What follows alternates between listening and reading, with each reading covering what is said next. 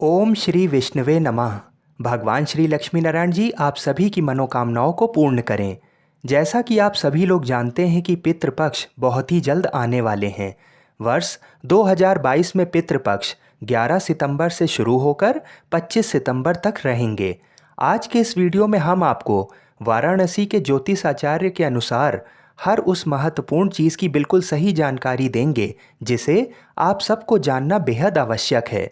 जैसे इन 15 दिनों में किस दिन किस तिथि का श्राद्ध होगा, नवमी का श्राद्ध किस दिन होगा और सर्वपितृ अमावस्या किस दिन है और उसकी तिथि क्या है। साथ ही हम आपको ये भी बताएंगे कि कौन कौन श्राद्ध कर सकता है और पितृपक्ष के दौरान कौन से कार्य वर्जित होते हैं जिन्हें करना बहुत ही अशुभ होता है और श्राद्ध के लिए कौन कौन सी सामग्री आवश्यक होती है। तो वीडियो को पूरा अवश्य देखिएगा। अश्विन मास की प्रतिपदा तिथि से पितृपक्ष आरंभ होते हैं। अश्विन मास की प्रतिपदा 10 सितंबर को दोपहर 3:30 से आरंभ होगी और अगले दिन 11 सितंबर को दोपहर 1:16 तक रहेगी। सूर्योदय के समय प्रतिपदा तिथि 11 सितंबर को होने के कारण पहला श्राद्ध 11 सितंबर से ही प्रारंभ होगा। पितृपक्ष के दौरान हम अपने पितरों का श्राद्ध और तर्पण करके अपने पूर्वजों को प्रसन्न कर सकते हैं और हमारे घर में अगर पितृदोष है तो वह भी समाप्त हो जाता है, क्योंकि जिस घर में भी पितृदोष रहता है उस घर में सदैव ही दुख रहता है और कोई भी शुभ और मंगल कार्य नहीं होता है और साथ ही साथ धन का भी अभाव सदैव रहता है। पितृपक्ष में कुछ जरूरी सावधानियां जो हमें अवश्य रखनी चाहिए वह ये हैं कि सदैव ही श्राद्ध कर्म किसी योग्य और विद्वान ब्राह्मण के द्वारा ही करवाना चाहिए। अगर संभव हो तो किसी भी नदी के किनारे श्राद्ध करें तो सर्वोत्तम होता है। श्राद्ध करने के लिए दोपहर का समय सर्वोत्तम होता है। पितृपक्ष में पूरी श्रद्धा से ब्राह्मणों को तो दान दिया ही जाता है, साथ ही किसी गरीब जरूरतमंद की सहायता करना भी बहुत महत्वपूर्ण होता है। इसके साथ साथ गाय, कुत्ते और कौवे इन तीनों को भोजन अवश्य कराएं और मन ही मन उनसे भोजन ग्रहण करने का निवेदन करना चाहिए। ऐसी मान्यता है कि इन्हीं 3 लोगों के रूप में ही हमारे पितृ हमारे द्वारा दिया गया भोजन ग्रहण करते हैं। जब भी किसी ब्राह्मण को भोजन कराएं तो ऐसा मन में अवश्य सोचें कि हम अपने पूर्वजों को ही भोजन करा रहे हैं और उनका चरण स्पर्श करते हुए भी आपको ऐसी ही भावना रखनी है कि हम अपने पूर्वजों का ही चरण स्पर्श कर रहे हैं।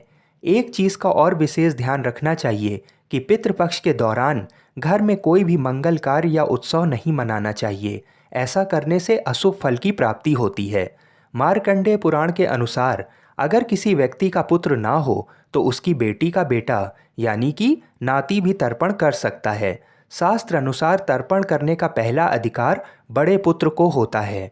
बेटा ना हो तो सास ससुर का पिंडदान बहू भी कर सकती है। उसी तरह सास ससुर का पिंडदान दामाद भी कर सकता है।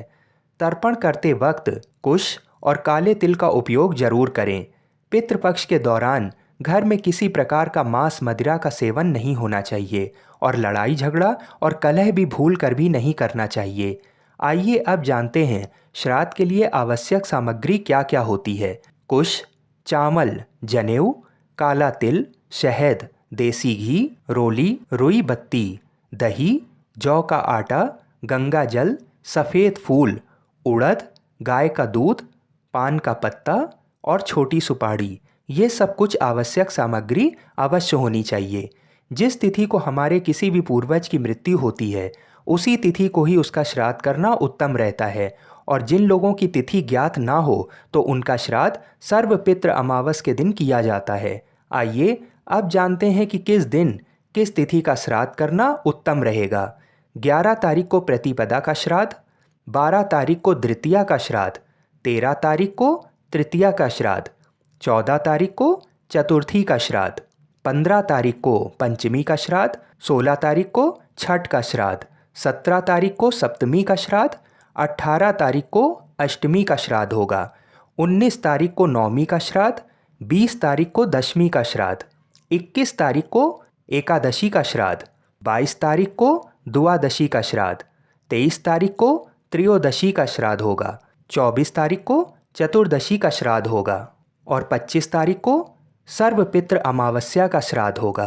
तो बताए गए विधि विधान से अगर हम श्राद्ध करते हैं तो हम ऐसी आशा करते हैं कि हम सभी के पितृ प्रसन्न होकर हमें सदैव ही उन्नति का आशीर्वाद देंगे। भगवान श्री लक्ष्मी नारायण जी हम सभी की मनोकामनाओं को पूर्ण करें। जय श्री राधे कृष्ण।